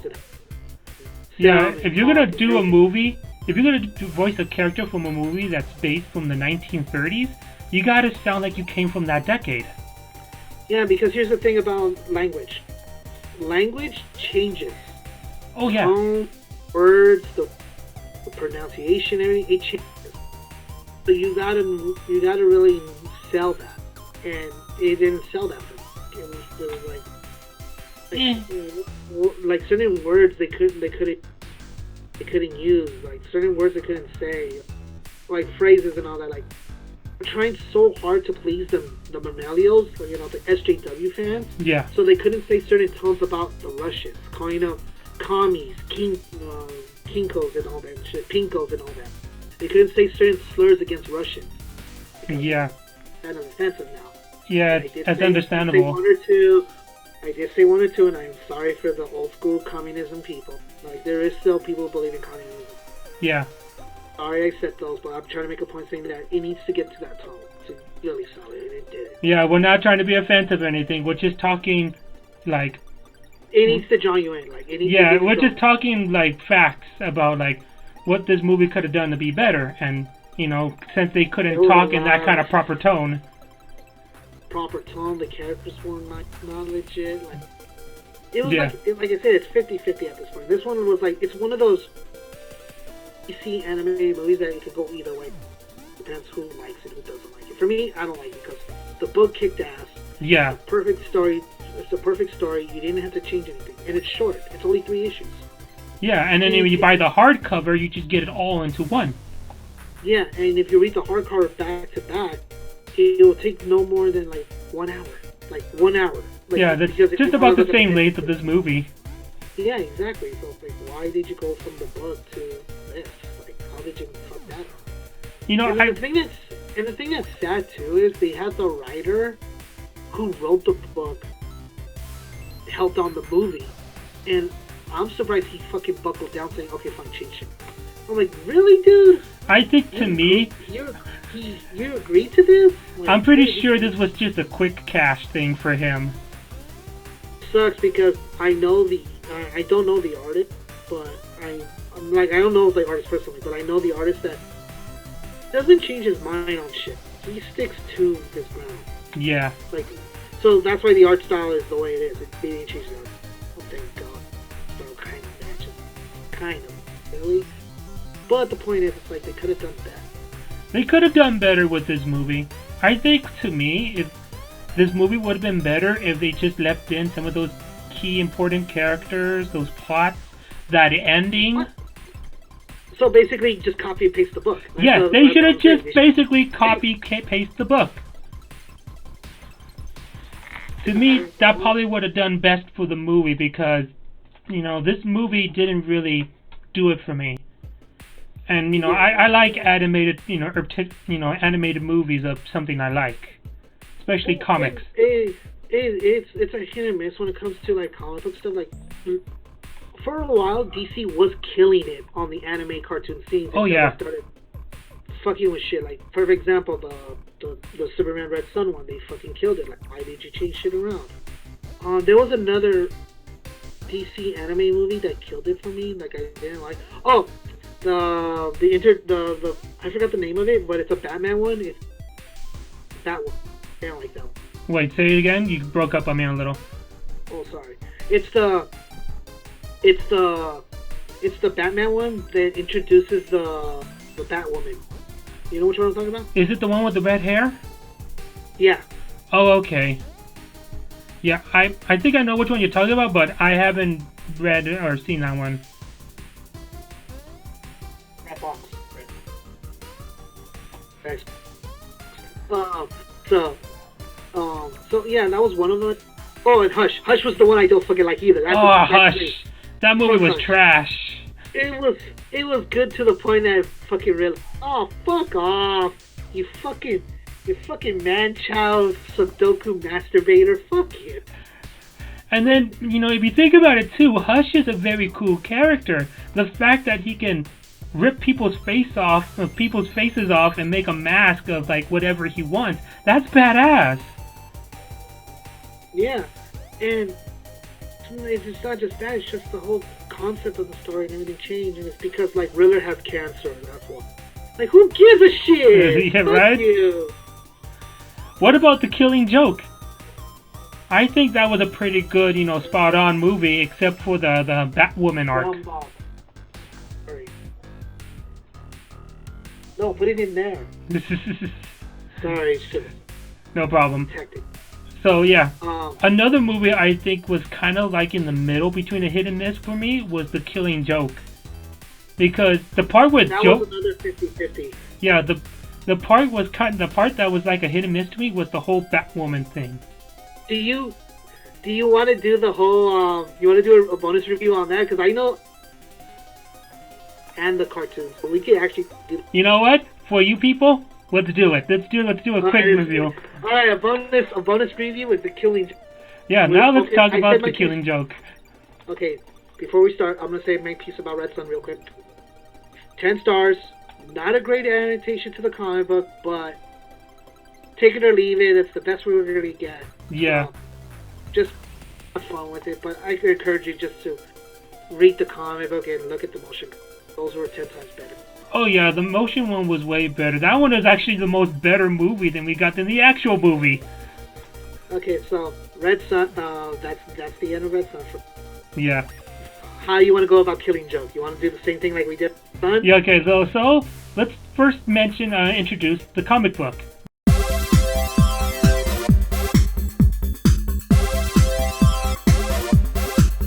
The Killing Joke. I mean, who doesn't know The Killing Joke? It's an iconic book, actually done by one of my favorite writers, Alan Moore. Mm-hmm. Especially, I love Alan Moore's writing to the Swamp Thing and the Watchmen, especially the Watchmen. I want to do a complete fucking review on that shit, but here's the hard part about the Watchmen. Book is this fucking thick because it's a graphic novel now. Jesus. It's almost like a Bible, and every little thing in that book is very important. Like it has a story within a story. Has a story within a story. Yeah, because there's a story of the Watchmen, and then there's a story about the fisherman lost at sea.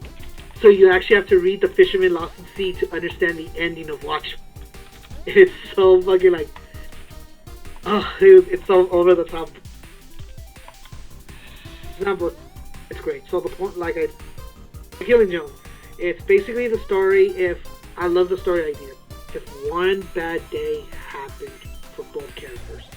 Yes. And they both have a lot of things in common without. How about this?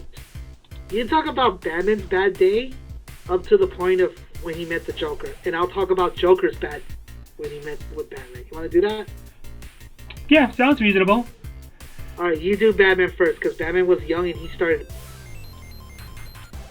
Okay, Batman. Let's see now. Let me see how much I can remember. You're basically telling the origins of Batman. So, yeah, who doesn't know the origin of Batman?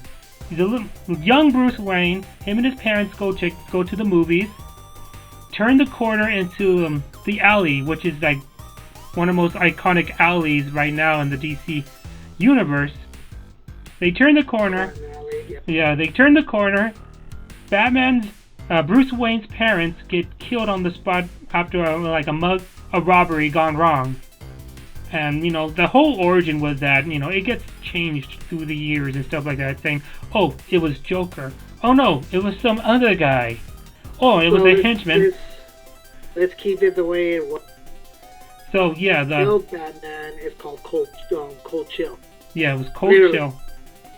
It was called Cold Chill, literally. Like, to make fun of the whole cold-blooded murder. Cold Chill, that's his name.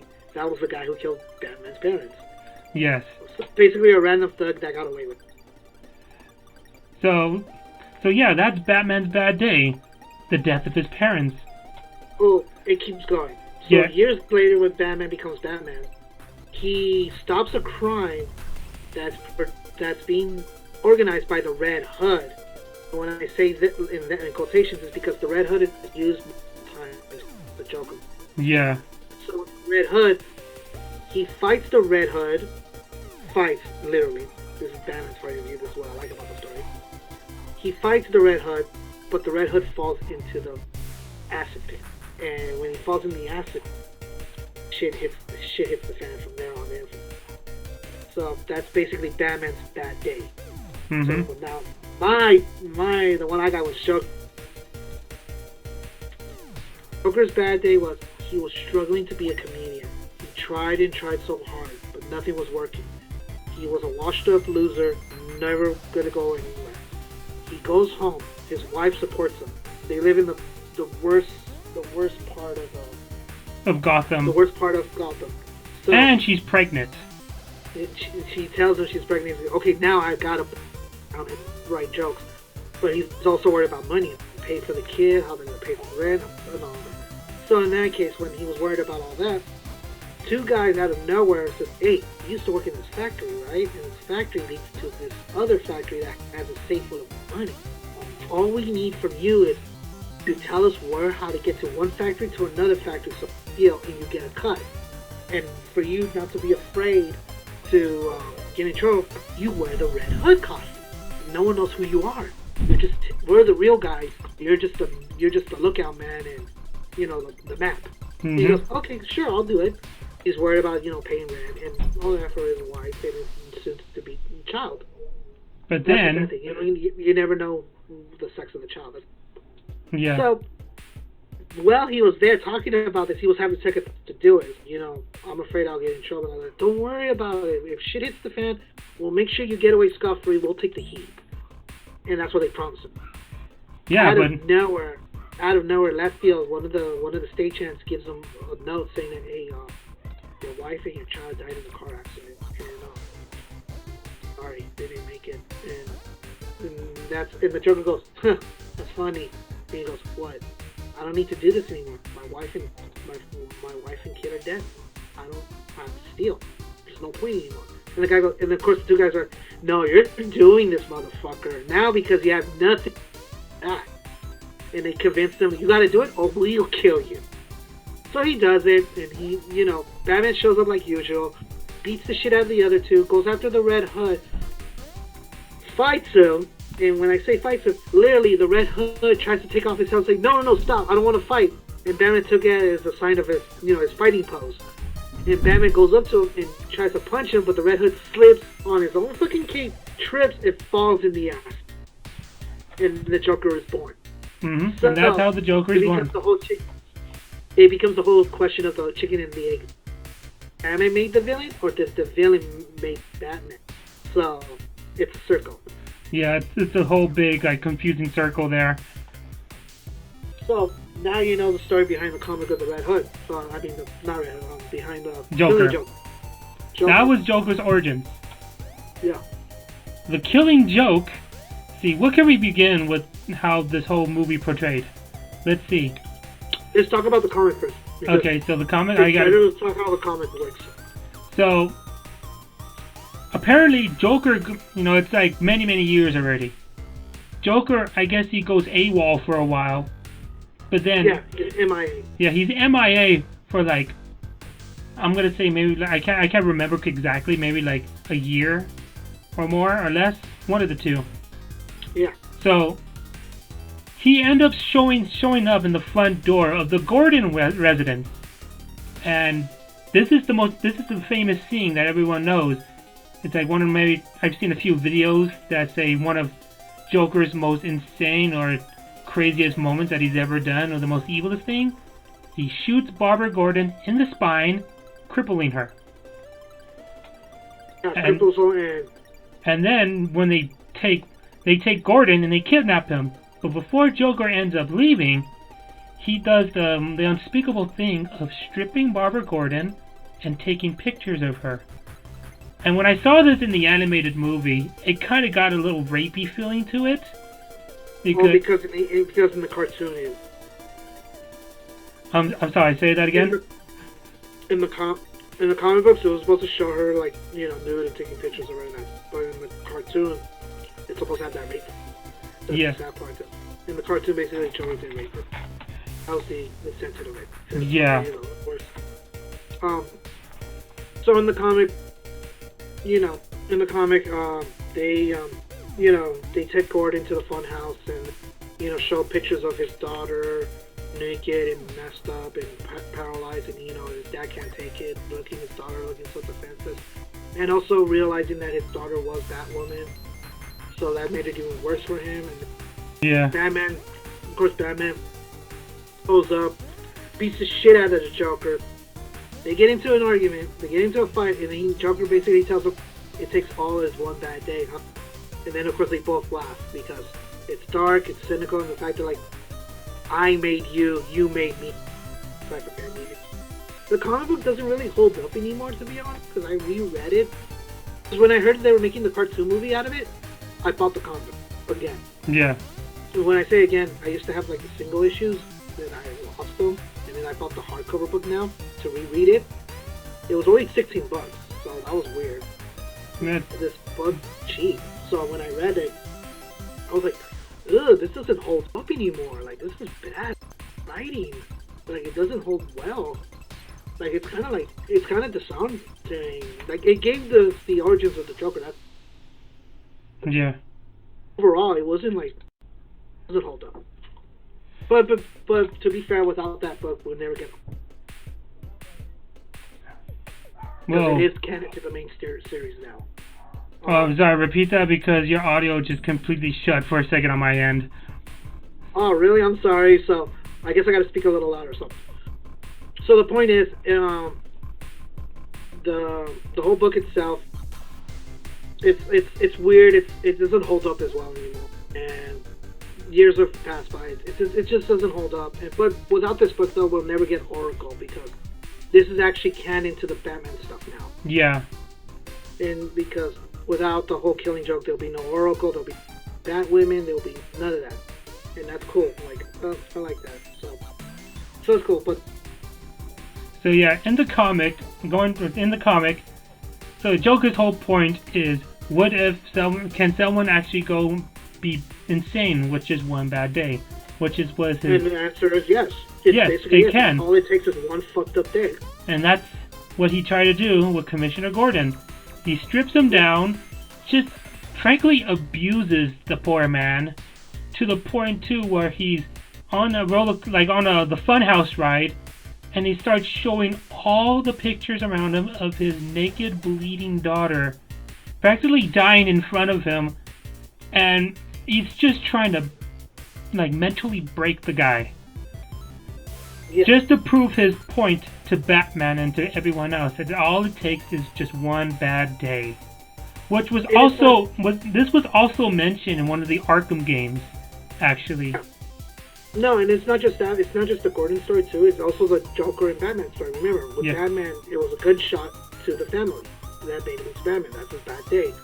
And the Joker's bad day was, his wife and his child died in a car accident. So that's the other bad day. So it's trying to prove that it takes one fucked up moment to ruin the rest of your life. Oh yeah. In the sense of, Gotham. And this is where the cartoon and the movie diverge now. Here's the funny part. That comic book is super short, like really short. I forgot how short it was. When I bought the graphic novel version. It's this thin, dude. Like literally that thin. When I read it, it only took me like 20 minutes or less to read it. I'm like, oh shit, this was short. Damn. So in the cartoon, does anybody want to talk about the stupid ass character they introduced? What character? Oh, have you ever watched it again? It's been a while since I've seen the movie, so I'm a little brain rusty. See. So before they do the Killing Joke story, like literally before they touch the book, they actually had to add 10 minutes, and they introduced a new villain called Paris France. Literally, that's his fucking kid that's crying because he has a sexual frustration towards Batwoman. Good lord. And that was just the beginning part. So Batman and Batgirl team up, they stop him. Yeah. But she doesn't like the way Bruce was handling shit, right? So they had to find a reason for Batgirl to quit. So the way they did it was they're on top of the fucking church. They're getting into a fucking argument of yelling at each other about how we should do this type of crime fighting and shit. To the point they fucking get hot and heavy and they start fucking making out. Remind you, Batman is fucking old as a father to her. Yeah. And that girl is like around 19 or 20. So it's like she's kissing a fucking dad at this point. But they don't just fucking kiss. They fucking make out and have sex on top of a church. And I'm like, holy shit. Like, yeah, wow, that kind of made me like, whoa. Barbara, what are you doing? Yeah, to be fair though, in the comic books, they were in a relationship for real. Were they? Not like that. Yeah, not like that. It was years later, at least, you know. Not like that, and they were trying to find a reason for her to quit so she could stick on with her daddy. So they could do the whole Killing Joke thing, Joker shows up in the house, shoots her in the back, make her paralyzed, and, continue the Killing Joke mode. But yeah, that's the first 30 minutes of filler to throw in a new character, a stupid plot, and that shit. It's like, are you for real? Yeah. That's so wrong in so many fucking levels. Yeah, that whole Batwoman arc in the beginning of the movie kind of threw me off. I was actually more waiting for the whole Joker part. But I kind of see where they were going, honestly. Yeah, so Batgirl and Bruce fucking did the and turned to the actual book itself now, and it's like, what? Right? Like when I watched it, I was like, what? That was it? It's not even worth the 30 years when it came out, and it's not even worth watching it either. And Here's the thing that's sad about it, though. They got everything right from the book. Like, Yeah. no characters were misportrayed, none of them and all that. The only thing that makes it disgusting is the first 30 minutes. Yeah, the Killing Joke from the beginning part of Joker, I'm not including the Batwoman, but I'm talking about Joker, was a good example of copy and paste for an animated movie. Yeah. But the first part was, you mean Batgirl, right? Because the scene was Batgirl and Bruce fucking. Yeah. That's what killed it, because it's like, the first 30 minutes was the disgusting, horrible part they fucked up. And it's like, the last part, that was literally exactly from the book. It's like, oh, that's perfect. Yeah. Can we just get this part only and take out that weird Bruce Wayne and Barbara Gordon doing it on the church? Let's get rid of that. I guess the reason why they did that because they just wanted to do a build-up for her for when she got shot. I guess. Well, it's not that. It's not that. It's not just that, but it's also the book is short. I told you, like the book itself is only 20 minutes. I'm pretty sure. So, yeah, that's another reason. I'm pretty sure if they just would have kept it just straight from the book, that would have been maybe like a whole episode short of a movie. Dude, what I would have done at that point, I would have combined the Killing Joke with another story of Batman that, like, make it a story about quitting, basically. Should have been a story that Dick Grayson quits, and then Barbara Gordon quits, and then the Killing Joke. Yeah, that would have made more sense.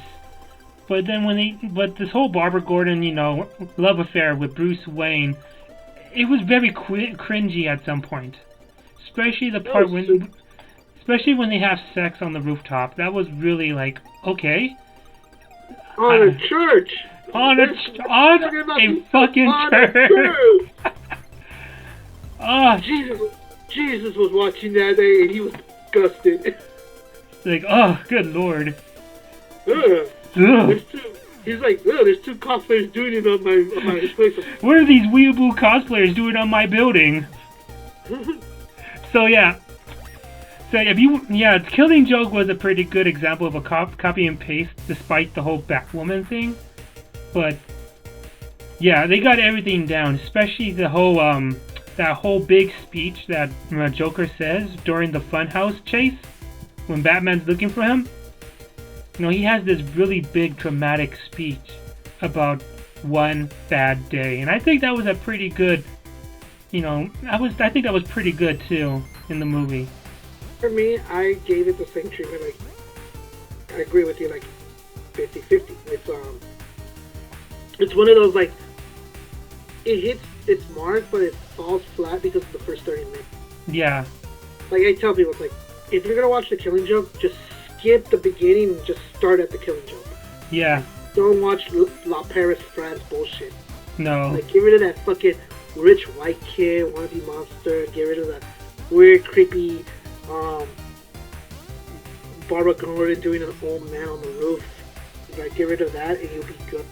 What is that? What is Bruce Wayne in his 40s by then? No, I think he's in his 30s by then. Okay. So, yeah, they got everything down. I think my favorite part, too, from the animated movie was the ending, when he makes Batman laugh, when he tells him that joke. Yeah, it's like, it's supposed to show that, yeah, it is a bad day. It was a bad day, and I guess, I always got that ending very confusing because I didn't really understand the whole point to that ending. Maybe you can fill me in on that. Okay, go ahead and tell me. The ending of The Killing Joke, when he tells them the joke and they laugh, and then the movie just ends. I know there's a whole meaning to that. Oh, the meaning is basically, regardless of what they do, how they change, they're always gonna fucking meet. That's the joke. Like, we are a fucking married couple. We're stuck with each other. You know what did a perfect portrayal of that? What's that? Lego Batman. Yes. Lego Batman did a perfect portrayal of, like, how Joker was sad that, Batman doesn't see him as an equal. Uh-huh. And then he finally realized it is. Yeah. That's what it is. Like, the Lego Batman movie did a perfect job on telling that joke. Yeah, because if you think about it, it's like, if there wasn't no Joker, there'll be no Batman. But if there's no Batman, there'll be no Joker. Exactly. So yeah. Like I said, it's the whole chicken and the egg came first. What came first, Batman or Joker? Who created who first? It's a good example, actually. Alright, so we talked about the movie and the plot. Okay, let's talk about characters. I'm pretty sure each of the characters actually represented a lot. Yeah, they were perfect. Like I said, this DC movie was perfect. It's just it's a 30-minute beginning. I kind of killed it for a while. Yeah, I didn't really. I didn't care for that. If I wanted to nitpick the shit out of it, I'll say, you know, number one, Batman. Wow. It's the whole him having or that's the part. I can let that go if you don't watch the beginning. That's the only way I can let that go. Yeah, don't watch the beginning. I recommend just watching it from like the part where you skip the 30 minutes, the movie. It's actually skip the. Introducing a new character like Paris Fan. It's stupid funny, but it works. Like it does. He's like the proto Joker. He's basically I heard that the joke with Paris France was supposed to be a dig to the Suicide Joker. It was supposed to be a dig. And I'm like, oh, that's hilarious. I could see that. That's hilarious. I can let it go then. But as the new character itself, it's not Batman work. Like, he's super low tier. That's why they got rid of him. So, but yeah, it's like I said. If you just watched the complete movie without the 30-minute intro part, it's a perfect movie. Yeah. But the thing that kills it is the 30 minutes. Yeah. But I think what also did this movie justice was the voice acting. We got Mark Hamill as Joker. That's an iconic role. Of course, because it's the Killing Joke, and it's one of the. So of course he's gonna do the Killing Joke. Right. Yeah. So of course he's gonna do the Killing Joke. It's the iconic role, and they even got what's his name back for Batman for that. And it's like, oh shit. I think it was Kevin Conner. Yeah, Kevin Conroy. They both came back to do it. I'm like, oh shit, this is perfect because they both love the story. They both always work magic together. Of course, you're gonna have them both. It's like, you might as well just get animation series voice actors and just do this. That's basically it. And then Mark Hamill did well. You know, doing all the lines from the comic to this movie. He did it. You know, he did it spot on. I mean, it's Mark Hamill, of course. You can't go wrong having Mark Hamill, aka Luke Skywalker, doing like one of the most iconic villains in DC history.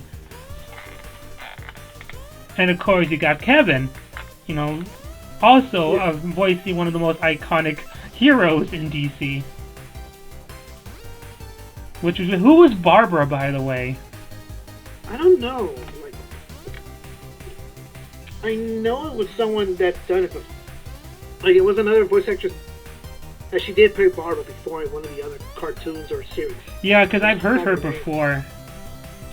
But it's like this. I gave it a 10, just like Superman, the Red Sun Superman, because you know it's the 30 minutes I killed it. Yeah.